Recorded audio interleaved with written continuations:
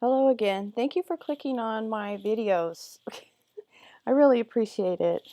I'm making these videos to remind you, as I said in my first part of the series, The Great Mystery of Genesis, um, for unbelievers, really, and especially for my daughter, who we're all made with a spiritual side to ourselves that we tend to ignore as we walk on this earth. And I really feel like that we're always searching for that something that is missing, because we are made of body, soul, and spirit. And we have to take care of all of ourselves. And when one part is lacking, then we're not right inside. So therefore we always search. And mankind has been searching forever, since the development of mankind. And these days now, a lot of it is searching through the New Age movement, through um, energy transferring and traveling all over the world to find that place where there's maybe portals of spiritual enhancements and all kinds of things. And what I want to explain through these series is that you don't have to look that far and you don't have to go that far. It's simple.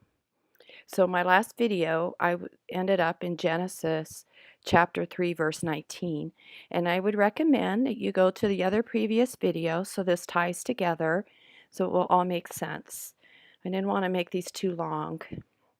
So I'm going to start with Genesis chapter 3, verse 20 and 21. It says, "And Adam called his wife's name Eve, because she was the mother of all living."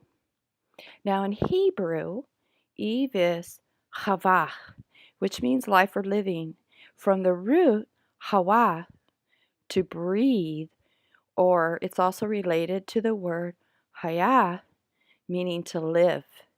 So this ties together, and if you uh, listen to my other videos, you see that God gave the breath of life into the nostrils of man. In verse 21, "And to his wife did the Lord God make coats of skins and clothe them." So here in verse 21, it says God made coats of skin. So this is the first recorded killing of an animal. Now please remember that this is exact as in the Dead Sea Scrolls found in the 70s, okay? It says the same thing. And I want to say that God did this in compassion, not out of anger, because once they ate that apple, they realized their nakedness. And I explained what that nakedness was, and they became shamed. They learned sin, they learned good and evil, right? Before they were ignorant of evil, there was no evil in their lives. So in verse 23 it says, "And God set Adam and Eve out of the garden, clothed and prepared to till the ground for food." So that was the consequence of sin. It's punishment. There's a consequence. So no good fruit can come from sin.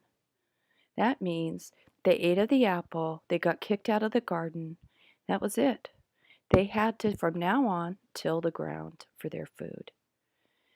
And this is a relationship between the Old Testament and the New Testament, which is in the aspect of bearing fruit.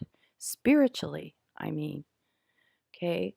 They could not eat of the good fruit from the garden any longer, nor can we, until Jesus came. And I'll explain that in a minute. So mankind, or Adam, in our fleshly sin, cannot eat of that fruit. However, is that we have the opportunity through Jesus Christ to bear the good fruit in the spiritual aspect of everything.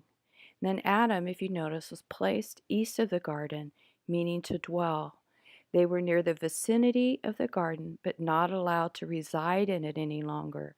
Their return to paradise was closed forever.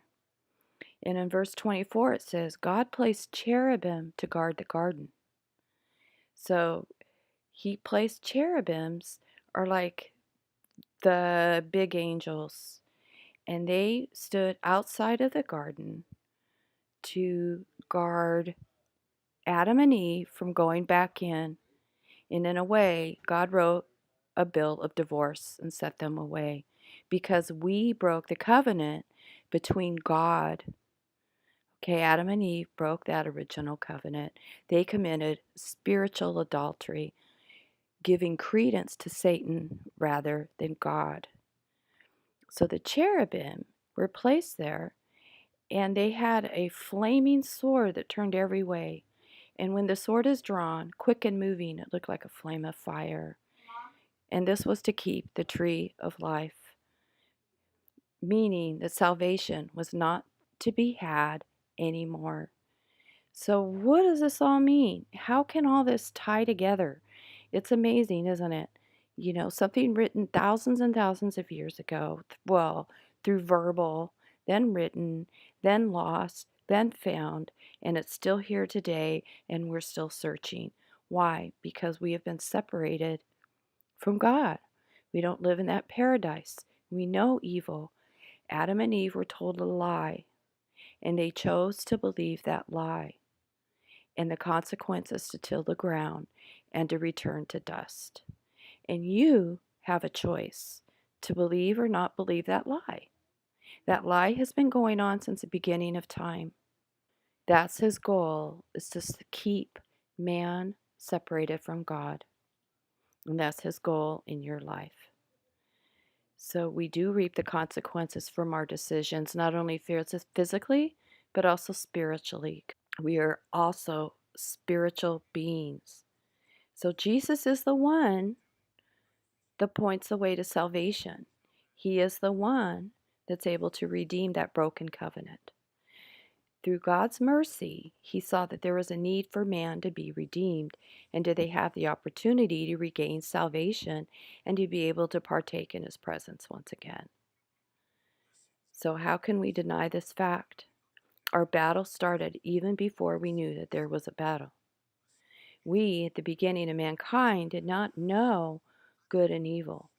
Yet Satan was here on this earth and continues to rip your souls, to cause you pain, to kick you out of the garden, and not to eat of the fruit of the tree based on that one very lie that many of us today still believe and keep us separated from God. Do you want to remain kicked out of the garden? I want you to stop and honestly ask yourself this question. Do you really want to remain kicked out of the garden? If you weren't tapped into any part of your spiritual created self, you wouldn't be watching this video. You wouldn't be wanting answers. And it's this way now, thousands of years later. It is only through Jesus Christ who points the way of salvation away from the fallen man.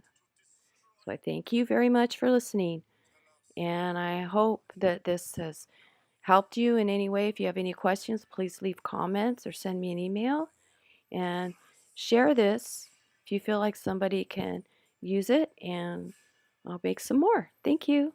Bye. God bless.